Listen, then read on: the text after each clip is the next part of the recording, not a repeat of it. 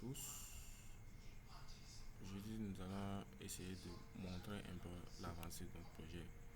Et notre thème s'intitule création, mise en place plutôt d'un relais Nostr. On va essayer de, on a créé une page web qui permet en fait d'envoyer des messages décentralisés à partir du protocole Nostr. Du coup, nous avons rencontré assez de problèmes pendant la conception du projet, même s'il est toujours en phase de conception. C'est juste un bref aperçu de ce qu'on a pu réaliser pour l'instant. Et bon, sachez aussi que tout est écrit au niveau de notre repo GitHub, là où on a placé le projet pour l'instant. On a essayé de détailler assez. Donc, grand point, sachez que le projet n'est pas encore en ligne. On a essayé en fait de le mettre en ligne et c'est là-bas qu'on a rencontré assez de problèmes. Donc, pour l'instant, on a une configuration purement locale. Voilà. Mais sachez déjà que, bon, vu qu'on fait les phases de test, pas de souci, vous allez voir que assez de choses fonctionnent déjà. Il reste la mise en place du déploiement en production. Donc, sans plus tarder, je vais ouvrir un terminal. On va lancer quelques services qui sont déjà là. Je vais lancer aussi un navigateur plutôt par deux. Ça serait intéressant si je faisais le test avec quatre navigateurs, mais je vais m'abstenir de faire ça parce que ça risque de tuer assez les performances et la qualité de la vidéo.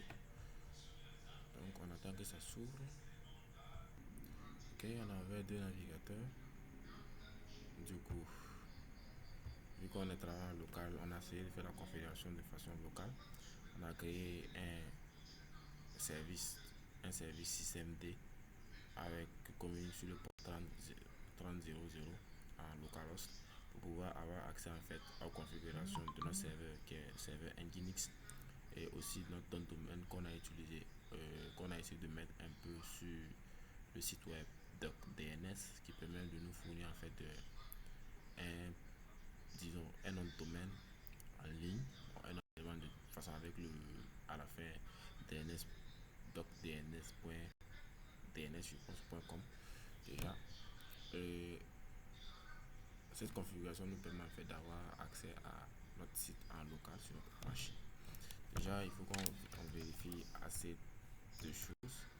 Système CTL, status Nginx. Donc, comme je dis, Nginx qui est notre serveur local. Ok, on voit que notre serveur il est en service, il est actuellement actif et il est enable. Du coup, ça c'est bien bon. Je vais activer quelques variables d'environnement qui est je ne tombe pas Nostr UVPF. Ok, un instant. Donc ici on voit que nous on a accès à ça. Et la page, je vais premièrement rappeler comment. Ici on peut par exemple vérifier quoi. Déjà la configuration qui a déjà été vérifiée. Donc je pense que sans plus tarder pour que la vidéo ne soit pas trop longue, on va passer directement à la phase de test. Donc comme je vous ai dit, j'ai créé un service système D qui est déjà là, donc pas besoin de venir configurer encore un truc comme ça. Donc tout ce que je vais faire en fait, c'est ça c'est une ancienne page, il faut que j'ouvre une nouvelle page. Voilà, une nouvelle page ici. Ça c'est déjà c'est notre repo GitHub, je vais en revenir là-dessus. Ici, je vais entrer notre adresse locale qui communique sur le port 3000. Un instant, un instant. Ok.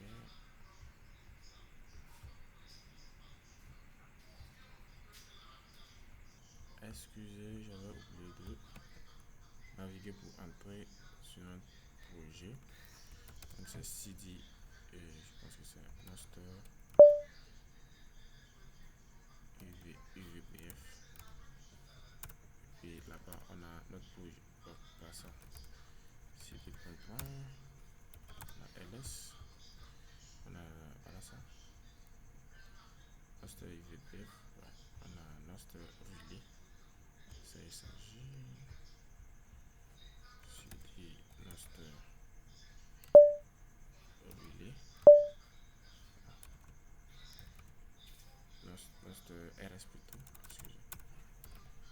RS, RS. On a assez de.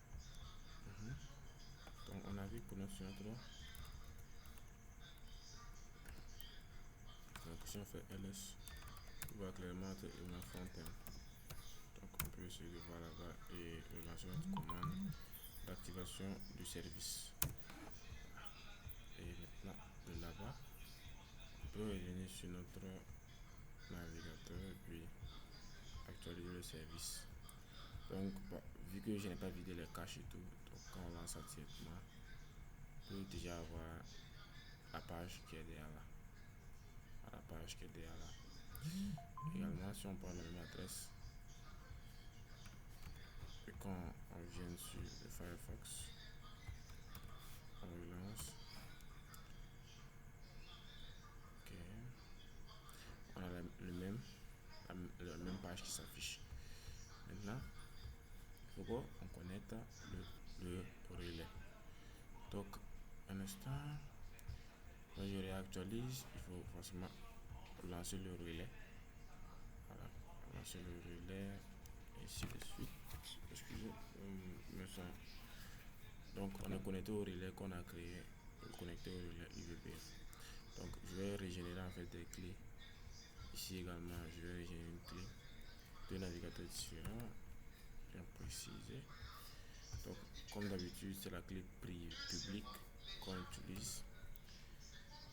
Donc, je viens entrer la clé du destinataire, la clé publique bien sûr, et je écris le message. Salut, on effectue un test. Ok, un test. Et avec le bouton envoyer le message chiffré, on envoie le message chiffré. Donc, automatiquement, on reçoit le message également ici. Salut, on effectue un test. Donc, avec mes configs. Donc, ça c'est un test que j'avais fait bien avant ça. Bon, directement, bien sûr, c'est une réponse aléatoire que ça tombe sur là. Donc, on a copié la clé publique du destinataire. On va venir la coller également ici. Et on écrit par exemple salut, compris alors. Et on envoie également. Donc, sachez que ça se met automatiquement à jour. Et salut, compris alors. Donc, ça, c'est la phase de test en local. Localement, ça passe proprement. Donc, pour une dernière fois, on va ouvrir ça avec un dernier navigateur. On va utiliser Opera Mini. Le temps que ça s'ouvre. Ok, on a Opera Mini qui est ouvert. Donc, on va lancer la même adresse là-bas. Pas ça. C'est la local host. Bon, c'est http 2 points slash local host slash 3000. Ok. Ah, d'accord. Une erreur. Slash sur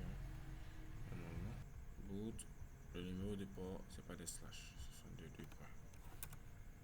Ok, voilà. 2.3000. Donc ici également, on a notre page qui est là. Donc ça c'est la page d'origine.